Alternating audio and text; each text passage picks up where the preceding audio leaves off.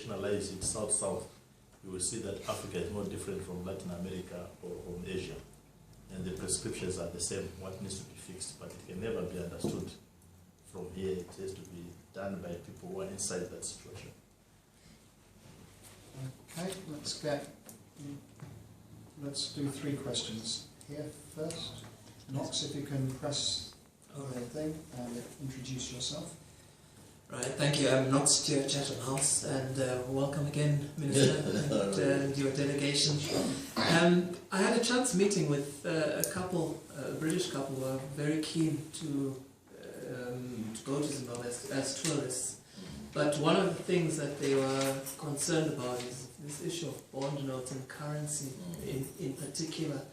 And I'm just wondering, in terms of the messaging, that when we were home just a few days ago, as I'm sure you know, there's been a lot of publicity with regards to the process and so on and so forth within Zimbabwe. But is your ministry also including the tourist within this messaging with regards to what's happening in terms of the new currency, the bond notes, and so on and so forth? Okay, that's one question. Here, if you just press the button and tell us who you are. Okay, my name is Mzembi. I am the Women's League Secretary for Administration for okay? Thank you so much, Minister, for coming. My question is really first an acknowledgement of what you said earlier on during your presentation around the promise or the intention to reduce the immigration burden. I'm often reminded, especially during this cold, wet season, that I really ought to be a tourist and come and go home. What can the Zimbabwean diaspora community do to support that vision? Because I think it's one that I don't just think about myself. What are the practical steps that we can do to support see that promise through? Thank you. You have a question over here? Tell us who you are. I'm Olivia Rose-Bryce from the World Travel and Tourism Council. Minister, thank you very much for setting out such a clear vision for tourism in Africa. It's really refreshing to hear. As you know, WTTC provides data, and currently we're forecasting growth for Africa at about 5.2% per year over the next 10 years, which is higher than the global average, which is about 4%. But one of the main constraints to that growth is connectivity, and particularly air services across the continent, which you mentioned. And I just wondered if you had a particular vision for that, of what sorts of discussions are taking place and how the African community is addressing these constraints. There you go. Let me start with the last one, which is the issue around connectivity. It's really a major problem. I'm sure we all agree that tourism happens around hubs. And in Africa, we probably have 3 vibrant hubs at this. Nairobi, Kenya, Australia. But also attending to that is the lack of viability in African airlines. So you find almost invariably that on the back of these hubs, from the same countries, we also have South African Airways, Kenyan Airways, and Ethiopian Airlines, which is arguably the best run of our airlines in the continent, coming from the same hubs. It has been a big problem how to merge with viability in African airlines. And my take on it is that we must walk the talk on integration. Because our economies, the 54 countries that I've spoken about, are a product of partitioning. And they are countries that can support national airlines. They are countries that critically lack the mass to support the viability of national airlines. And they can only work in collaboration or integrated to regional approaches. So going forward into the future, as we discuss this Africa One, I think we must foster and support integration in the aviation sector. It's not enough to be driven by ego. You just want to support a national carrier when the numbers themselves tell you that you don't have enough domestic mass even to support those national carriers. So we have to obviously encourage this approach. But we must also accept that we can be serviced as airlines. We not necessarily on a national carrier. Ethiopian Airlines will make a promise that they can connect you to 100 destinations. South Africa does that. Kenyan Airlines maybe less. So opening up is the answer. And we have a commitment in the African continent, warehouse in the African Union, called the Yamoussoukro decision or declaration, going back to 1998. Africa made the commitment that was going to open up to each other. Up to now, up to the time that I was in AU in July, only 13 countries appended their signature to this decision. And I said to Madam Zuma, the current Commission Chairperson, let's start with those that have agreed. We can't wait for absolute signatures, they will never come. When we make these incremental decisions and steps, and people see that it's working, they'll come on board. So, open skies is the way to go. And we are encouraging that from that perspective. Now, with regards to how we can get the Zimbabwean diaspora to contribute to this vision, Africa is a net negative travel balance. In other words, more people actually traveling out of the continent, spending their money outside the continent, than those that are. My statistics on my table at the office indicate that Nigerians, for example, are the biggest spenders here in the United Kingdom. And I wish that wealth to be circulated within the continent in the first instance. So we have to incentivize our own diaspora through specific campaigns that speak to visit Africa campaigns. Let's visit each other. Let's see Africa as holiday destination. But even more importantly, we see the Zimbabwean diaspora as an extension of that missing middle class in the country.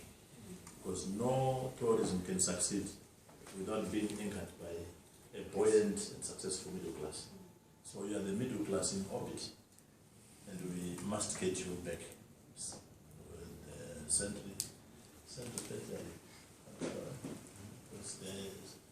Centrifugal, they are flying out of the orbit. So we must bring them back to visit home. And I hope that what is taking place now between Zimbabwe and the rest of the world in terms of negotiating bilateral air service agreements, airline agreements, so that we are serviced as a destination, will come to fruition in the short term. We have a beautiful airport that we have just completed in Victoria Falls. It can easily turn into a wide airfield if we don't sign up airline agreements that serve it.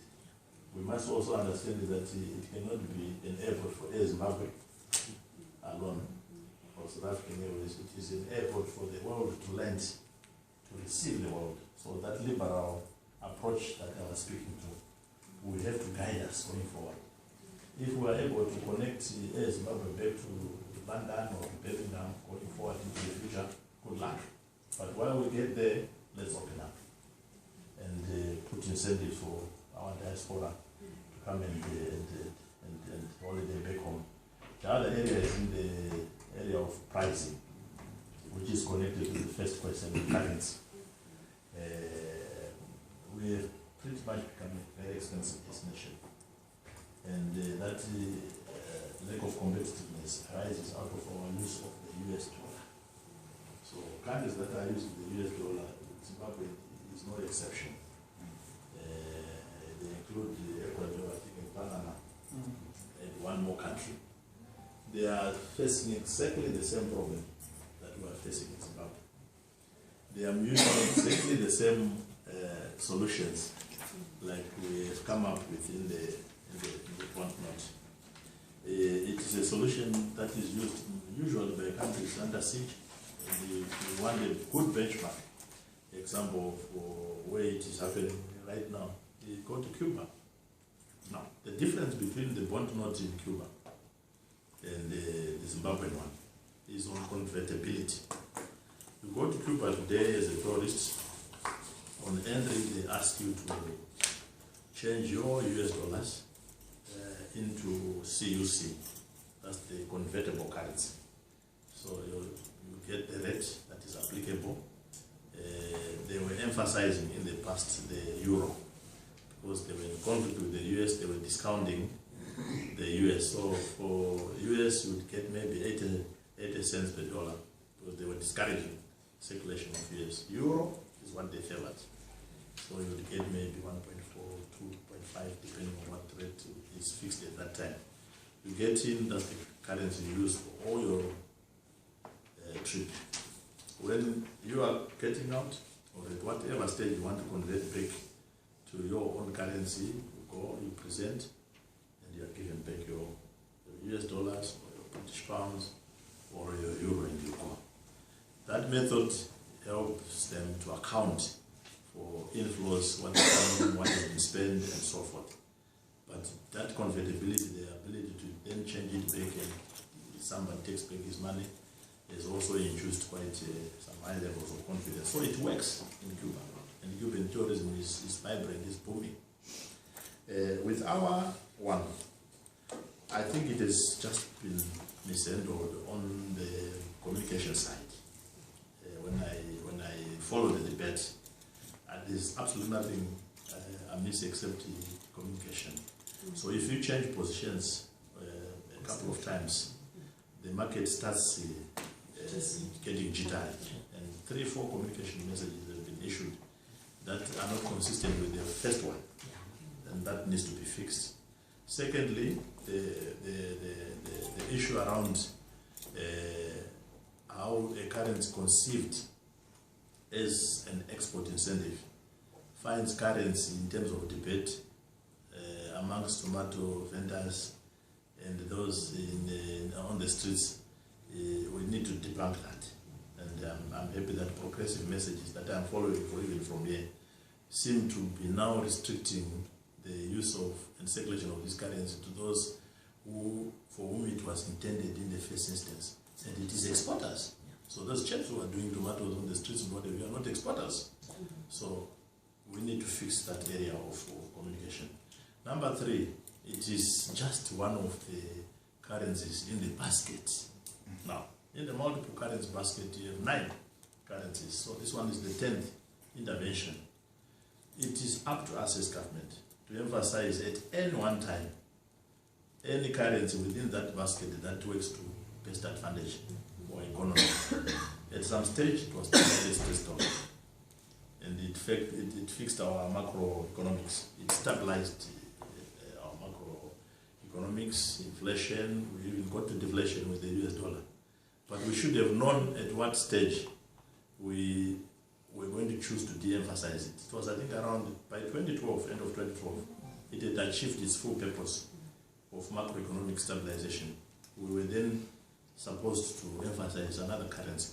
And inside that basket, I've gone public with what I think as tourism minister is what we should combine the bond intervention with. I said, let's emphasize the rand. And it makes sense because 70% of our exports are through South Africa or to South Africa. 70% of our imports are from South Africa. 80% of our diaspora, they are resident in South Africa. Now, all the ingredients to make the rand more acceptable and to emphasize its use are in place. What do you do if you want to make sure that it is given the same impetus? If we woke up tomorrow with the US equivalent of our salaries in rands, we will start the bargaining with them in the shops, to service providers, everybody. My tourism from South Africa will actually come back, because 70% of my source market is actually from South Africa. Now, you might think I'm sharing this with you here in London. I've shared it with the President, I've shared it with Chinamasa, and they gave me a dispensation in my sector to emphasize the rand. you see it in two policy pronouncements, one by Chinamasa, mid-term fiscal, he speaks to the rand in the tourism sector, and one by Mabuja, he speaks to the rand. But the only problem is I can't do it in isolation to the rest of the economy because the cost drivers are actually in the US. So until we agree on the issues that I'm tabling here, then it will be difficult. So it's a conversation that I obviously hope to pick up when I go and say, no, look, this is my take, and I hope we can find each other. But it does not discount the use of the bond notes. They are meant for exporters. I'm sure exporters who are celebrating it have a use for them in their businesses. And, both can be used together with what is in the multiple currency basket. I'm afraid we've run out of time, so, and we're a bit over anyway, but Minister, thank you very much. On the rand issue, even today we were cited by Bloomberg about the importance of the rand for the Zimbabwean economy. And last week it was noticeable in Harare, a lot of businesses actually thought that would be an appropriate route to move down, was to emphasise the rand more so in the basket of currencies than others. And they even suspect that the market might well encourage Zimbabwean government eventually to move down that route too, in the totality, not just the tourism. Just to help you, when we kicked off multiple currency basket in 2009, the rand application in use was 50-50. Yeah. And now we're down to 90-10, 90 for US, 10 rand.